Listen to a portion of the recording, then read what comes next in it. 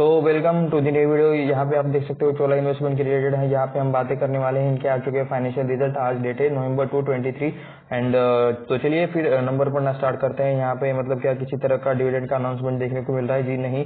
अगर कुछ वहां से मतलब उस रिलेटेड कुछ होगा तो मैं आपको एक नया वीडियो बना के अपडेट कर दूंगा। तो चलिए यहाँ पे आ चुके रिजल्ट, ये है stand alone numbers and numbers है करोड़ में। तो इसे देखना स्टार्ट कर लेते हैं। इसे मैंने कर लिया है प्रॉपरली जूम। तो यहाँ पर टोटल इनकम आप देख सकते हो 4571 करोड़ का अभी का इनकम है, जो कि लास्ट टाइम था 4133 करोड़ का एंड इससे पहले था ये 3037 करोड़ का। तो 3037 करोड़ का हो चुका है 4133 करोड़ का हो चुका है 4571 करोड़। दोनों तरफ से आपको यहाँ पे एक ग्रोथ देखने को मिल रही है। तो चलिए इनकम में से एक्सपेंसेस माइनस करने का प्रोसीजर करते हैं। 4571 से यहाँ पे टोटल एक्सपेंसेस 3551 के, तो बचता है प्रॉफिट 1020 करोड़ का यहाँ पे ऑपरेटिंग प्रॉफिट। लास्ट टाइम ये कितना था 9967, ठीक है। एंड उससे पहले ये कितना था 758 का 1020 हो गया, 967 का 1020 हो गया। तो कंपैरिजन करने में आप यहाँ पे देख सकते हो कि मतलब ऑपरेटिंग प्रॉफिट भी अच्छा आया है। उसके बाद हमें देखना है नेट प्रॉफिट। तो प्रॉफिट फॉर द पीरियड जो कि ये यहाँ पे नीचे दिया गया है, ये देख सकते हो। तो ये है 762 करोड़ का, जो कि लास्ट टाइम था 726। थोड़ी सी आपको यहाँ पे थोड़ी सी ही यहाँ पे इंक्रीज देखने को मिल रहा है एंड 563 का 762 हुआ है। तो ठीक है, चलिए अच्छी बात है। एटलीस्ट नंबर डिक्लाइन नहीं हो रहे, नंबर निगेटिव में नहीं जा रहे, नंबर्स यहाँ पे थोड़े थोड़े ही सही, लेकिन ये लोग अच्छा यहाँ पे दिखा रहे हैं। 9.27 का अभी EPS चल रहा है, जो पहले था 8.83 एंड इससे पहले था 6.86। तो यहाँ पे रेवेन्यू फ्रॉम ऑपरेशन है, तो आप यहाँ पे देख सकते हो कि इन्हें कहाँ कहाँ से पैसा आता है। सबसे पहले इंटरेस्ट इनकम आता है 4200। ये इस वाले क्वार्टर में कितना इनकम कहाँ से आया ये मैं आपको पढ़ के सुना रहा हूँ। इंटरेस्ट इनकम देख सकते हो 4222 करोड़ का है। फी एंड कमीशन इनकम है 356 करोड़ का, यानी कि इन्हें इंटरेस्ट से ही मतलब ज्यादा पैसा आता है। Net gain and fair value change से मतलब इन्हें पैसा आता है 33 करोड़ का। सेल ऑफ दी सर्विसेज से इन्हें पैसा आता है 10 करोड़ का। तो ये हो गया टोटल करके सब 4622 करोड़ का रेवेन्यू। तो आप यहाँ पे देख सकते हो कि ये रेवेन्यू सेगमेंट से इसमें से इंटरेस्ट इनकम इन्हें सबसे ज्यादा इंटरेस्ट इनकम से पैसा आता है। तो ऊपर जो देखे थे वो थे करोड़्स वाले नंबर्स, स्टैंड अलोन वाले नंबर्स। यहाँ पे हम देखने वाले हैं कंसोलिडेटेड डेटा। तो चलिए यहाँ पे भी मतलब सेम जो हमने सेगमेंट देखी, तो हमें यहाँ पे देखना है टोटल इनकम 4695, जो पहले था 4170 एंड लास्ट टाइम था 3067। यहाँ पे दोनों साइड पर अच्छी ग्रोथ देखने को मिल रही है, इनकम में अच्छी ग्रोथ है। उसके बाद डायरेक्टली हम यहाँ पे देखते हैं नेट प्रॉफिट, क्योंकि ओके चलिए ऑपरेटिंग प्रॉफिट भी देख लेते हैं। ये यहाँ पे ऑपरेटिंग प्रॉफिट ये एक्सपेंसेस है, तो ये रहेगा ऑपरेटिंग प्रॉफिट 1065 करोड़ का ऑपरेटिंग प्रॉफिट है, जो कि लास्ट टाइम था 955 करोड़ एंड उससे पहले था ये 762 करोड़ का। 762 का 1065 हो गया, 955 का 1065 हो गया। तो अभी हमें देखना है प्रॉफिट आफ्टर टैक्स या फिर प्रॉफिट फॉर दी पीरियड। तो यहाँ पे देख सकते हो प्रॉफिट फॉर दी पीरियड, तो ये है 700, ये भी कह सकते हो 772.87 करोड़, जो पहले था 709 करोड़ एंड उससे पहले था 562 करोड़। 562 का 772 हो गया, 709 का 772 हो गया। तो दोनों के कंपैरिजन में आपको यहाँ पे अच्छी ग्रोथ देखने को मिल रही है। सेगमेंट भी हमने देख लिए एंड चलिए यहाँ पे लास्ट चीज, बाय द वे ये कंसोलिडेटेड रिजल्ट है, पहले जो हमने देखे थे वो स्टैंड अलोन रिजल्ट थे। 9.40 ये यहाँ पे EPS है अभी का। लास्ट टाइम का था 8.64 एंड उससे पहले का था ये इसका 6.85। तो यहाँ पे EPS में भी आपको ग्रोथ देखने को मिल रही है। ओके फिर से एक बार, ये एक्चुअली ये रियल सेगमेंट है, वो जो हमने पहले देखा था वो मतलब कहाँ से कितना इनकम आया है ये था। तो उसमें भी मतलब बहुत ज्यादा डिटेल में अगर जानना है तो ये बातें यहाँ पे रहते हैं कि वो लोग जो इंटरेस्ट से कमाते हैं, ठीक है, तो वो इंटरेस्ट किस टाइप के लोन के लिए दिया जाता है। तो आप यहाँ पे देख सकते हो ये लोग सबसे ज्यादा काम करते हैं व्हीकल फाइनेंस में, ठीक है। व्हीकल फाइनेंस से इन्हें आए हैं, व्हीकल फाइनेंस करके जो इंटरेस्ट से इनकम आता है वहां से ये आया है 2683 करोड़। उसके बाद लोन अगेंस्ट प्रॉपर्टी भी ये लोग देते हैं, तो वहां से इन्हें आया है 715 करोड़। होम लोन से इन्हें पैसा आया है 383 करोड़। अदर से आया है 683 करोड़ और अनअलोकेटेड से आया है 229 करोड़। तो वो जो ऊपर हम देख रहे थे कि इंटरेस्ट से पैसा आता है, तो वो इंटरेस्ट से रिलेटेड चीजें आप ये रही यहाँ पे देख सकते हो। ये इस सेगमेंट में ये लोग काम करते हैं, सबसे ज्यादा व्हीकल फाइनेंसिंग से रिलेटेड काम करते हैं एंड व्हीकल फाइनेंसिंग से रिलेटेड ही इन्हें सबसे ज्यादा इनकम आता है। तो चलिए देख लेते हैं इसके चार्ट्स, क्योंकि जब मार्केट ओपन था तब इनके नंबर्स आए थे, तो चेक कर लेते हैं कि चार्ट्स पर क्या इम्पैक्ट आया है। तो मैं हूं चोलामंडलम के यहाँ पे चार्ट पर एंड आप यहाँ पे देख सकते हो चार्ट शायद 1 मिनट में रिफ्रेश हो जाएगा। ओके इसी पर चल रहा है, ओके हो जाएगा फिर से एक बार। तो 1177 के आसपास इसका प्राइस चल रहा है। इसका जो रिसेंट वाला लो हाई है वो है अप्रोक्स, मैं यहाँ पे मतलब प्रॉपर ये कर लेता हूँ, 1280 के आसपास इसका रिसेंट वाला हाई है। एंड अब वहाँ से मतलब ये थोड़ा सा गिर चुका है, ऊपर जाने की कोशिश करते हुए चार्ट आपको ये दिख रहा है। उसके बाद थोड़ा सा यहाँ पे एक डाउनग्रेड आ गया एंड वहाँ से मतलब फिर से एक प्राइस एक्शन बनाकर ऊपर जाने की कोशिश करते हुए आपको ये चार्ट दिखाई दे रहा है। और शॉर्ट टर्म के पीरियड के ये 1 डे टाइम फ्रेम का चार्ट है। तो चलिए यहाँ पे हम इसे देख लेते हैं 1 महीने के टाइम फ्रेम पर, ताकि हम और अच्छे से इसका ज्यादा मतलब रिजल्ट ठीक से देख सके। तो इसे मैं थोड़ा सा और जूम आउट कर लेता हूँ। तो आप यहाँ पे देख सकते हो 2011 से इसका डेटा हमें दिख रहा है। तो 2010 के आसपास से गई तो इनकी स्टार्टिंग हुई होगी एंड वहां से मतलब ये ऊपर जा तो ओके, यहाँ पे भी मतलब ग्रोथ थी, लेकिन मतलब उतनी ज्यादा ग्रोथ नहीं थी जितनी यहाँ पे देखने को मिल रही, या फिर उस टाइम के मुकाबले शायद वो ग्रोथ उस टाइम भी मतलब बहुत बढ़िया थी। अभी कुछ टाइम बाद ना हमें ये नंबर्स में मतलब ज्यादा अच्छे नहीं लगेंगे जब चार्ट ये सब थोड़ा थोड़ा करके इससे भी ऊपर के लेवल पर चला जाएगा। तो मतलब ये मैं कह नहीं रहा कि चार्ट ऊपर जाने वाला है, मैं आपको एग्जांपल दे रहा हूँ। तो ये है कोविड वाली गिरावट एंड उसके बाद मतलब बुल रन में यहाँ पे स्टॉक कंटिन्यूसली भाग रहा है। थोड़ा सा एक चैनल बनाया बीच में एंड वहां से भी फिर से मतलब इसने ब्रेकआउट देके अभी ऑल टाइम के हाई के आसपास है, आप यहाँ पे ऐसा कह सकते हो। तो चलिए इसके देख लेते हैं कुछ फाइनेंशियल्स। तो हम आ चुके हैं स्क्रीनर पर। स्क्रीनर पर हम देखने वाले हैं इस कंपनी का डेटा, आप यहाँ पे देख सकते हो नेम। तो चलिए स्टार्ट कर लेते हैं। यहाँ पे मैं थोड़ा सा इसको ओपन कर लेता हूँ ताकि हम चीजें चेक कर सके। तो आप यहाँ पे देख सकते हो सबसे पहले व्हीकल फाइनेंस रिलेटेड ये लोग काम करते हैं, होम लोन से रिलेटेड काम करते हैं एंड लोन अगेंस्ट प्रॉपर्टी में ये लोग काम करते हैं। एनबीएफसी नॉन बैंकिंग फाइनेंस है ये। तो इसके नंबर्स मतलब जो हमने पीडीएफ में पढ़ा अभी रिजल्ट्स में, वही चीजें आपको यहाँ पे इनके मतलब बिजनेस में देखने को मिल रही है। एंड बाय द वे हम इनकी वेबसाइट भी चेक करने वाले हैं। सो बिजनेस समझने के बारे में टेंशन मत ले लेना। 98,734 करोड़ का इनका मार्केट कैप है। करंट प्राइस चल रहा है 1177, 1284 का इसका एक साल के अंदर का हाई है एंड 658 का यहाँ पे लो है। तो कह सकते हो मतलब स्टॉक मतलब यहाँ से 50% गिर चुका था इस एक साल में। 9.72% का आरओसी है, 20% का आरओई है।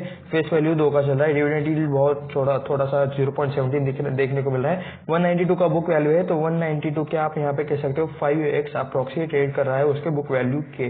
तो नीचे चलता है चार्ट हम ऑलरेडी देख चुके हैं, लेकिन हमें देखना है पी रेशो।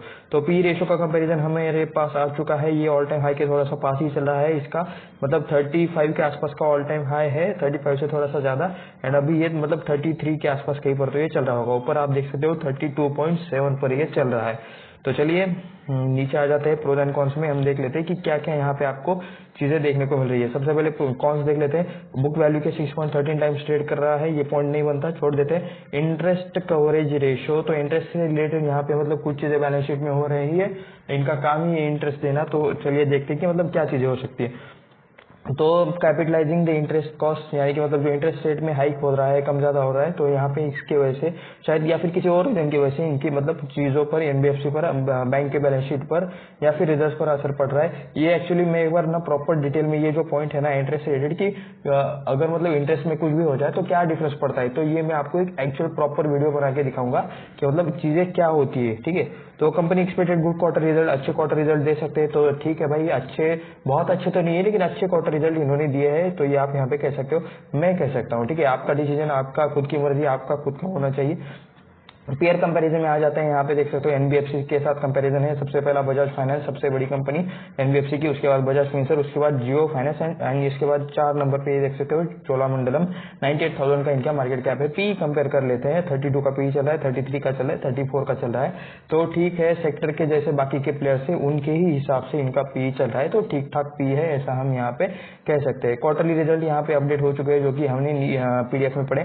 सितंबर 2020 में 2454 करोड़ का सेल था, जो अभी हो चुका है 4600। लास्ट के मतलब 10-11 मतलब क्वार्टर्स में यहाँ पे अप्रोक्स कह सकते हो कि 2x यहाँ पे सेल्स हो चुके हैं। उसके बाद डायरेक्टली हम आ जाते हैं फाइनेंसिंग प्रॉफिट, सब पॉजिटिव में है, ठीक है, अच्छी बात है। ऑपरेटिंग प्रॉफिट चलिए छोड़ देते हैं, जब फाइनेंसिंग प्रॉफिट पॉजिटिव में तो ज्यादा दिक्कत नहीं रहेगी। 435, 400, 245, 329, 601, तो थोड़ा सा मतलब परफॉर्मेंस वोलाटाइल मुझे यही से देखने को मिल रहा है। 500, 600, 500, 500, 600, 800, 700, 773, मतलब उतना ज्यादा वोलेटिलिटी नहीं है, थोड़ा थोड़ा करके ये कंसिस्टेंट परफॉर्मेंस दिखा रहे हैं। तो उस हिसाब से मतलब शायद लगता है कि यहाँ पे थोड़ी सी मतलब कंसिस्टेंसी आपको देखने को मिल जाएंगे। 1784 करोड़ के सेल्स से मार्च 2012 में वो 3000 हो गए, 4000 हो गए, 5000 हो गए, 8000 हो गए, 10,000 हो गए। उसके बाद आप यहाँ पे देख सकते हो 12,884 करोड़ का लास्ट के मार्च 2023 में इन्होंने किया है बिजनेस।